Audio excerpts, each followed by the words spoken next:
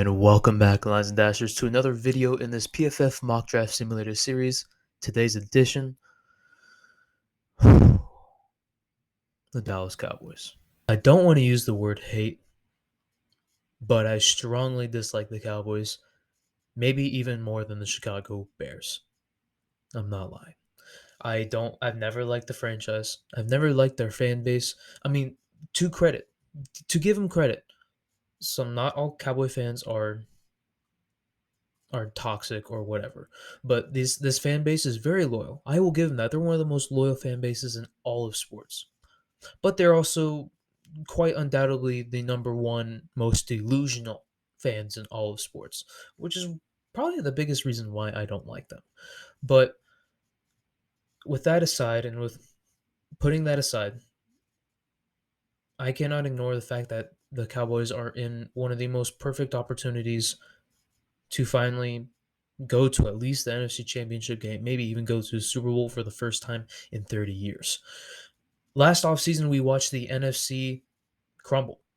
We watched all the star power go to the AFC to help compete against Patrick Mahomes, which obviously that failed this last year because he won a Super Bowl. Now, with all the power going to the AFC last offseason, the NFC was kind of wide open this year. Now, I thought the Eagles were going to make it to the Super Bowl and win it all. I was wrong on the last part, but here's the thing. The Eagles lost a lot of guys this offseason. The NFC champions, their division rivals, who they held their own against pretty well, lost a lot of guys, including John Hargrave, one of the best defensive tackles last year, their interception leader, Chauncey Gardner-Johnson, and then they lost their leading tackler in TJ Edwards. They also lost their left tackle, Andre Dillard.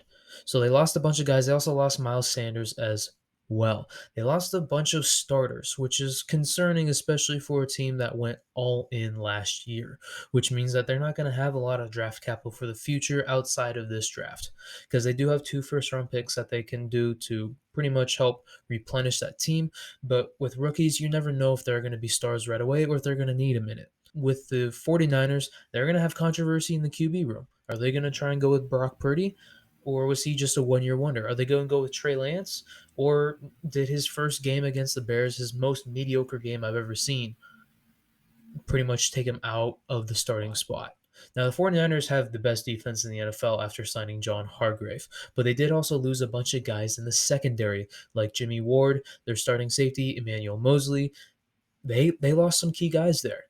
Now, with this in mind, the Cowboys have taken moves, some good additions to the team compared to their 2 NFC conference rivals, with the addition of Brandon Cooks for a 5th-round pick, for a 5th-round pick and a 6th-round pick, and then adding Stephon Gilmore for just a 5th-round pick. So getting 2 low-risk, high-reward veteran guys that can bring some championship, well, one can bring championship mindset to the team. Both those guys have Super Bowl experience. That's not a bad move at all. They didn't hardly give up anything. They didn't give up any high caliber picks. People were saying that, oh, they may try and land for a star. But you know what? Honestly, getting a wide receiver 2 and then a cornerback 2 has done enough for what little they gave. Now, with that in mind, they've made these 2 additions. They'd still lost a couple guys. They're going to lose. They cut Ezekiel Elliott, who they rumored to may have be coming back. But for this video, as of today, which I recorded it, he has not signed with a team yet, so we are kind of going to keep it with that mentality if he's not on the roster.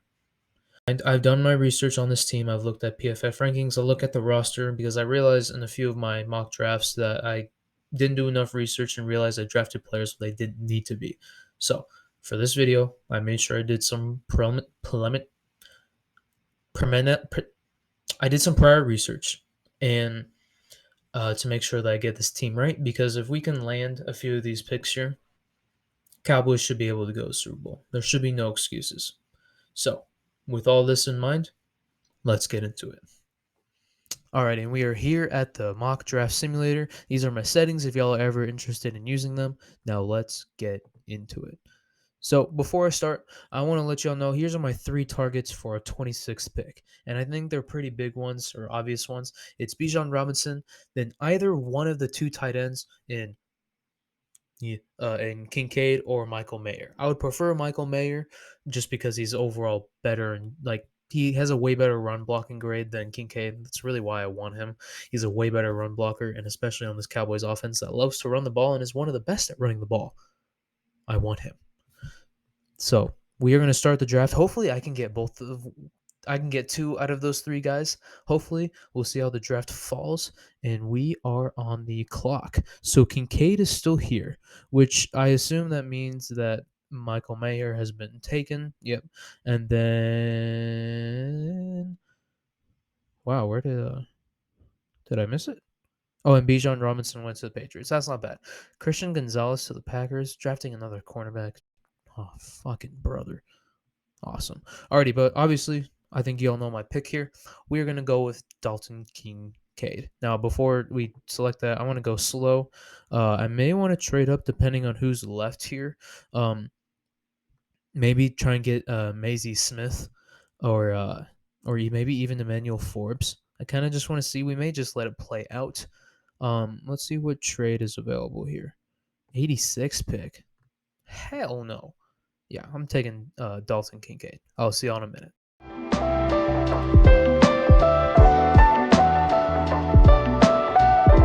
Alrighty, we are on the clock here. Now, it's coming down to two guys, but I already know who I'm going to go with here.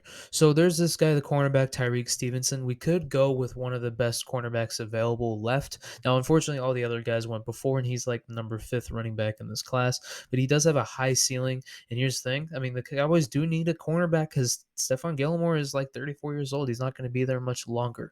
But I think there's a way more pressing need that's been overlooked, and that is actually at the center position.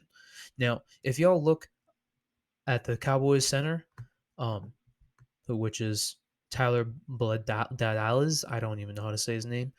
He is trash.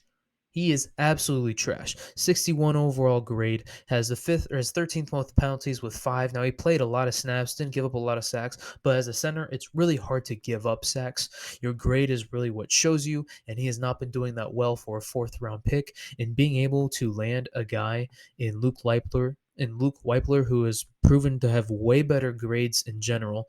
Now he's obviously done pretty well against especially one of the, I think, the second best conference in when it comes to football. He's very nice. And when was the last time you heard of an early draft declaree at center? I know I'm kind of speaking word for word from that, but I mean, be honest, Tyler Linderbaum wasn't even that guy, and he's considered one of the best centers to be drafted as of late, and he was a senior at Iowa. So that's just a thought to say, and especially as Ohio State product, you can know you're getting some good out of him. And investing in that offensive line is key for the Cowboys. I mean, that offensive line has been great for years, but you don't want it to let it go to the waste now, especially when you're trying to get to a Super Bowl run. We are going to take the best center available, Luke Weipler. Alrighty, we are on the clock. With our 2 first picks going with offense, I want to try and invest in the defense a little bit more. I'm deciding between Jalen Jones and Moro Ojamu. Now, I already know who I'm going to go with here. It's kind of the same philosophy as the last pick.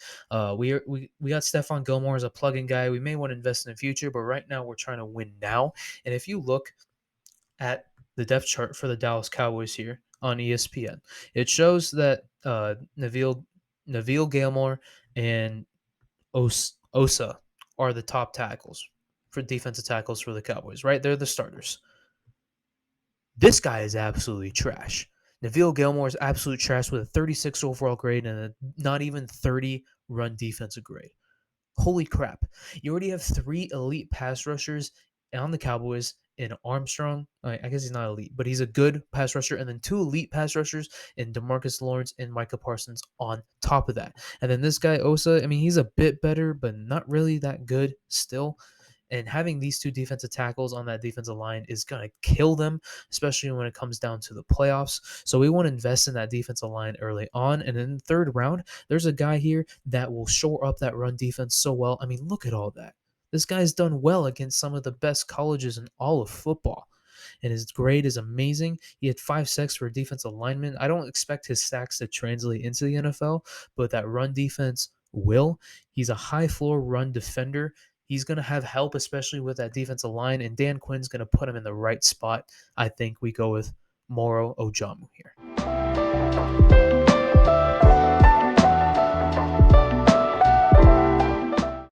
Alrighty, we are on the clock here. Since we did miss out on Bijan Robinson, and assuming that Ezekiel Elliott does not re-sign with the Cowboys, I think we go with the guy that Bijan Robinson split carries with, which was Rashawn Johnson. I mean, this guy's grade is pretty good. Overall, he's pretty good. He's only falling because of his physical attributes. He's 6 foot 219. I mean, that's still pretty big for a running back, but you'd obviously have Bijan Robinson, even though he's a fourth round pick.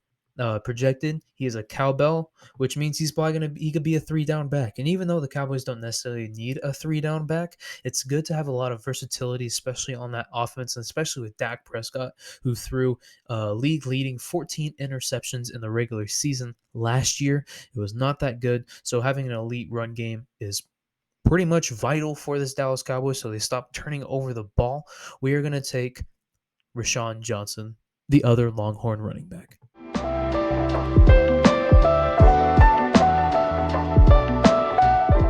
Alrighty, we're on the clock here in the 5th round.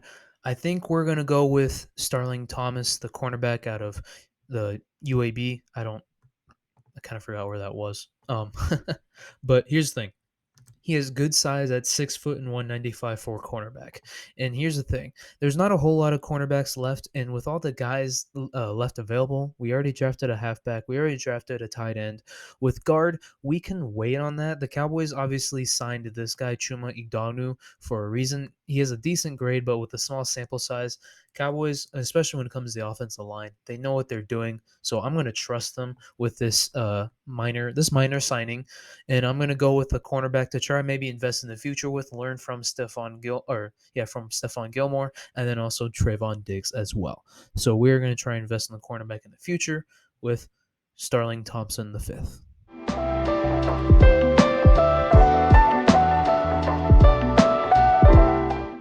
Alrighty, we are on the clock here. Now, as I just said before, we're going to pass up on this guy at guard because I said I trust the Cowboys when it comes to their offensive line and signing minor guys. But look at this. This guy has fallen tremendously. We're at the 212th pick, and this guy has been ranked 142 and 164. So averaging that out, he's supposed to be picked around 153. He's fallen over 70 picks. Now, there may be a reason for that. There may be a reason for that in this draft, and there may be a reason for that in real life. But here's the thing. He's 6'5 and 325 for a guard. His physical attributes are amazing, and his passing block grade is very good, and his run block grade could be a bit better.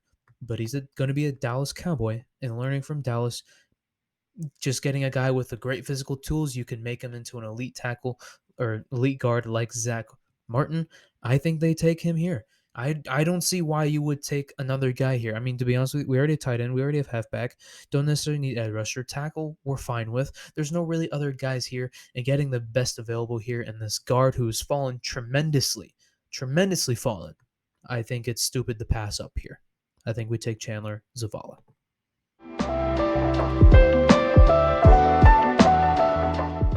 Alrighty, and with our last pick, no matter who it is, I want to take a linebacker here because you look at the Cowboys linebackers. Micah Parsons technically plays both middle linebacker and pass rusher or edge. But here's the thing: I think we all can agree that Micah Parsons is better at the pass rushing game. I'm not discrediting that he's been very good when it comes to coverage. But as a defensive coordinator in Dan Quinn, I would rather have Micah Parsons scaring the shit out of the quarterback every time on every down. So we need to get some linebackers here that can maybe play a bit coverage or help at least with the run defense, with the running up the middle, so that Michael Parsons can have a little bit more leeway in games to where he doesn't have to strictly rely on being a pass rusher this game or being a coverage guy the next game. So when I was looking here, there's a Sir Vaca Venice guy who has great grades. He has a great coverage grade, a great run defensive grade, especially a great grade right here at 90 overall this year. He's 6'6", 220, or he's 6. I'm sorry, not 6'6", 6'2", 226. It's pretty good size for a linebacker. It's between him and the Drake Thomas guy. The Drake Thomas guy has very good run defense, but his coverage is not that great. Wanting a little bit more. He is the same size, maybe a little bit bigger, but he has a little bit more consistency. But I'm gonna be honest with you here. I'm kind of looking for that coverage grade. That coverage grade is gonna be vital because he's a lot more. He's a lot more balanced, and having a lot more balanced guy is a lot easier to plug and play, especially on a defense that wants to compete for a championship, for a Super Bowl. We are going to take Vaca Dennis. Alrighty, and we are here at the end of the PFF mock draft. As y'all know, PFF always does a little grade for each transaction and then gives you an overall grade of your draft. So start off with we got an A minus on Dalton Kincaid, love it already. A B plus on the center, love it. B on the defensive lineman, love it. A minus here, that's very good. I've taken him in other drafts, and he's been like a B minus or a C plus. I'm just like I pick them around the same time. I don't understand why. Whatever. A C for right here. I knew that was probably going to be a C, but we're investing in the future. And then for the 6th round pick, this guy falling down. Obviously, I told y'all A plus. I agree with that one. And then landing the linebacker Servaka Dennis, I think, is going to be maybe a gem. I think he's probably going to be the biggest gem out of all these guys past the 2nd round. I think he's going to be the biggest gem here. He got an A minus, got an overall draft grade of A minus. Let me know what y'all think down below how I did. What would you do differently with this Cowboys team and who you want to see next? I will see y'all later. Peace.